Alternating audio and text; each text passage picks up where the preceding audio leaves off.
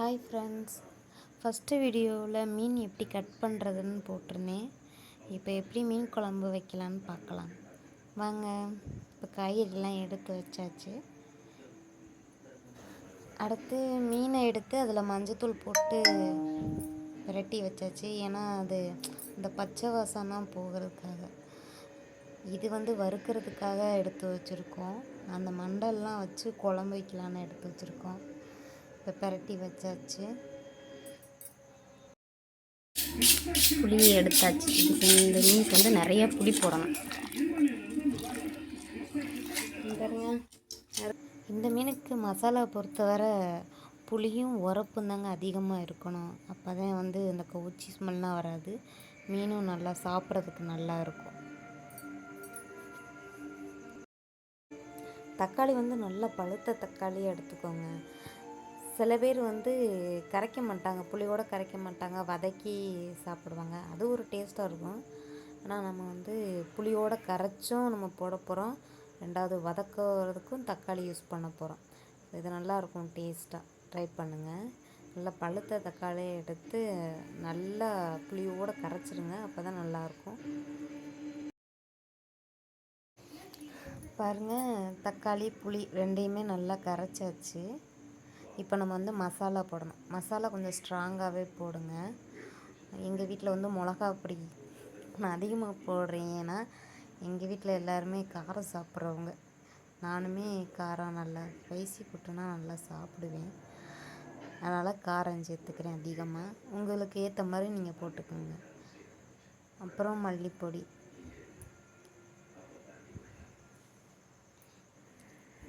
நல்லா புளி, தக்காளி, மசாலா பொடி எல்லாத்தையும் நல்லா ஒன்றா கலக்கிக்கிறேங்க. கரண்டியில் கையிலே கலக்கிக்கிறேன். அப்போ தான் நல்லா சாரும். கரண்டிலே கலக்கணும்னா அதுக்கு ஒழுங்காக கரையாது. அதனால் கையிலே போட்டு நல்லா கலந்தோம் அப்படின்னா நல்லா ஈஸியாக எல்லாத்தையும் கரைஞ்சிரும். அதனால தான் கையில் கரைக்கிறேன்.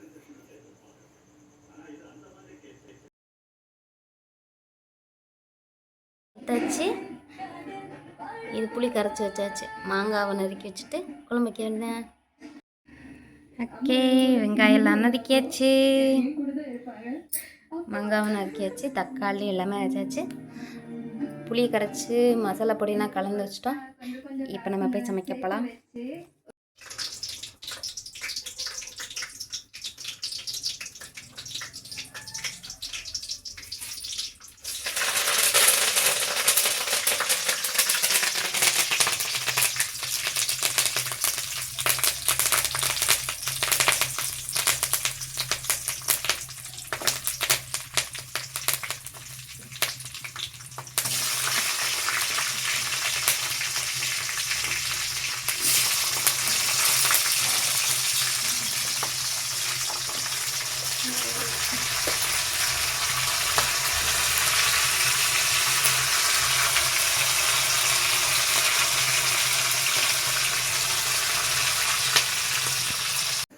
நான் வீடியோ எடுக்கிறதுக்கு நல்ல பொசிஷனாக ஸ்டாண்டு வேணும்னு சொல்லிவிட்டு ஒரு ஆங்கரை வச்சேன். ஆனால் அது தலையில் வச்சுட்டு அதே தலைக்கு பூரா போட்டு வச்சுருக்காப்பா.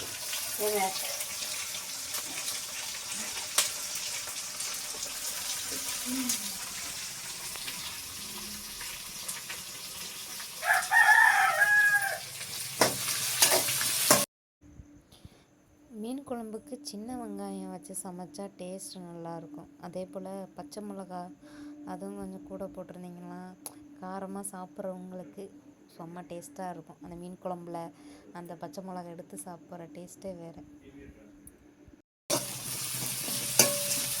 முயலை பிடித்து நீந்தல் தவம். நன்றாக ஏதாச்சும் ஒன்று சொல்லிட்டோம்னா என்னையோட சொல்லிட்டா இருறான்னு மண்டையில் ஏற்றி வச்சுக்கிறாங்க. எப்படா நேரம் கிடைக்கும் அப்பைக்கு எப்போ போடுறதுலாம் அந்த எண்ணங்கள் இல்லை. நாங்கன்னா டைரெக்டாக உங்களை அட்டாக் பண்ணோம்னா வச்சுக்கோங்களேன், உங்களுக்கு சப்போர்ட் பண்ண நிறைய பேர் இருக்காங்க. எங்களை போட்டு தள்ளிடுறாங்க. நாங்கள் அந்த மாதிரி மறைமுகமா தாக்கினாவே சரிங்களா. நீங்கன்னா வரும்போது சிங்கிளா வர மாட்டீங்க, கூட்டமாக தான் வருவீங்க. நாங்கன்னா சிங்கிளா இருந்து தனியாக இருக்கணும். என்னத்தா ஒன்றும் இல்லை சொல்லுத்தா. ஒன்று இன்னும் வந்து நல்லா வதங்கட்டும். இன்னைக்கு நல்லா காரமாக இங்கே பாருங்க நல்லா வதங்கிடுச்சு. லாஸ்ட்ல போலீஸ் வந்து நீங்க பாம்பு கொலை போட்டுருக்கீங்க. இல்லை இல்லை நான் ஃபுல்லாக கட் பண்ணி தானே வீடியோ எடுத்துருக்கோம்ல. இது வரும். இது நல்லா வதங்கின பிறகு இது காமிங்கப்பா. அதெல்லாம் நான் எடுத்து வச்சுட்டேன். நல்லா வதங்கின பிறகு காமிங்க. போடு நீ. இப்போ தக்காளி எடுத்து போடணும். நல்லா வதக்கு. ஆக்சுவலி மஞ்சள் வந்து இதில் போட்டாச்சு, மீனில் போட்டாச்சு. அதனால் இதில் போட தேவையில்லை. வாய்ஸ் ஓவர் கொடுத்துக்க. ஏன்னா போட்டு வச்சுக்கோங்க. அதை யார் உட்காந்து வாய்ஸ் ஓவர் கொடுத்துட்டு. ஏய் இந்த வெள்ளை பாட்டில் போடுங்க, வெள்ளை பாட்டில் பாலை. சரி. இதில் இப்போ மாங்காய் போட வேண்டியதான். வேலைக்கு போயிருக்காங்க எங்கள் அத்தை. எங்கள் அத்தை வேலைக்கு போயிருக்காங்க. எங்கள் அத்தை வந்த பிறகு நாங்கள் சமைச்சு கொடுக்குறோம். ஐயோ அத்தை வந்துட்டாங்க. என்ன தவறு? அத்தை எதுக்கு இந்த கேமராக்குள்ள அதான் நாங்கள் சொல்லி வாய ஊர்ல. அது இல்லை அப்படி கிடையாது. எங்கள் அத்தை வந்துட்டாங்க.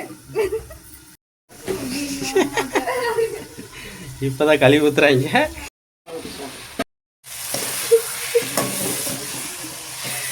நீங்க வேற சும்மா கடங்க.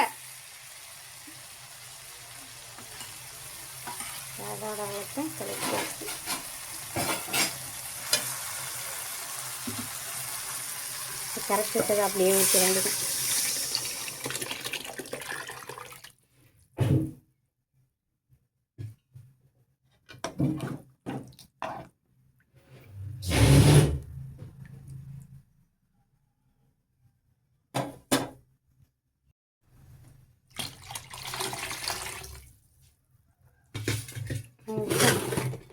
கொஞ்சம்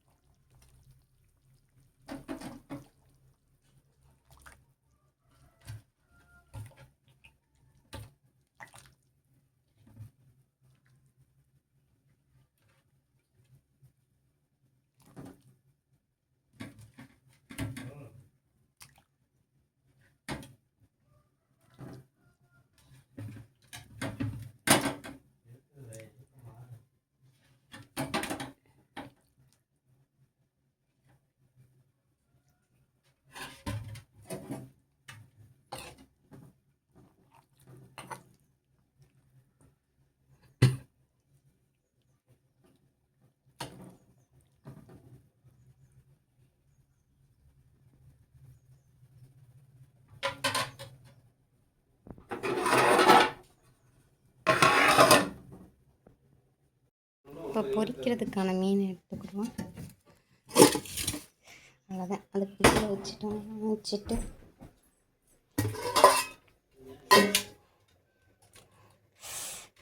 இது பூரா நம்ம பொரிக்க போகிறோம்.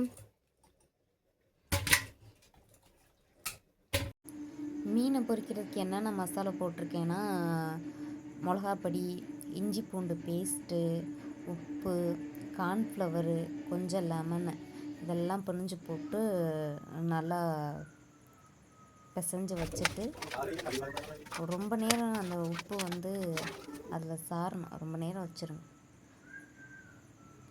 பாருங்கள் எப்படி இருக்குன்னு. அந்த சாதம்லாம் கறி மாதிரி இருக்குது. இதுமாதிரி சிக்கன் மாதிரியே இருக்குதுங்க அதை பார்க்க. பாருங்கள் எவ்வளோ சதையாக இருக்குது. நான் என் கை மாதிரியே இருக்குது சதை. ஆனால் நல்லா சாஃப்டாக இருந்துச்சு. ஃபுல்லாக இதெல்லாம் முள் நல்லா வஞ்சர மீன் மாதிரி இருக்குது.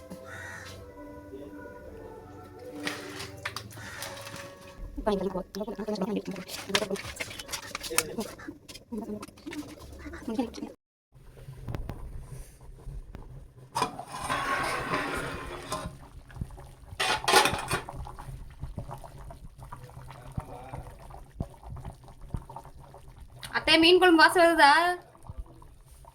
உப்பு இருக்கா? இன்னும் கொஞ்சம் ரெண்டா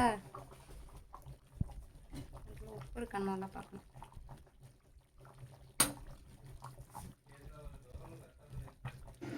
எங்கள் அத்தை வாசத்தை வச்சே உப்பு கண்டுபிடிக்கிறவர்.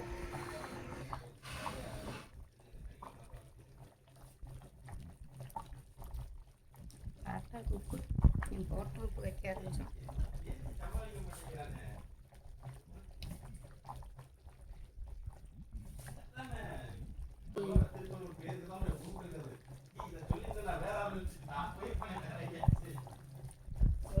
நிறைய பாம்பு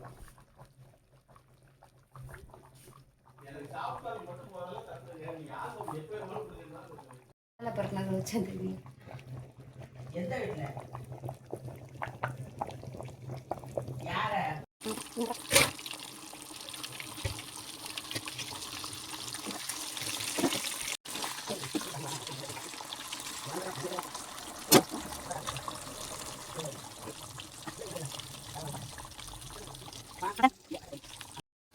இந்த இதுல மீன் வச்சாச்சு.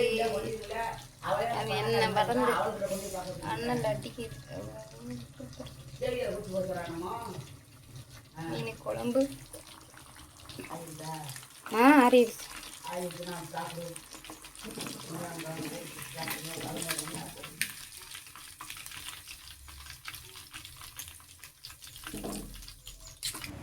எனக்கு என்னைக்கும் பார்த்து ரொம்ப பசி வேறு. பாருங்கள் எப்படி இருக்குன்னு. ரொம்ப டெம்ட் ஆகிட்டு. சரி வாங்க எல்லோரும் சேர்ந்து சாப்பிட்லாம். நான் ரொம்ப நல்லா சாப்பிடுவேன், அதனால் என்னை யாரும் கண்ணு வைக்காதீங்க.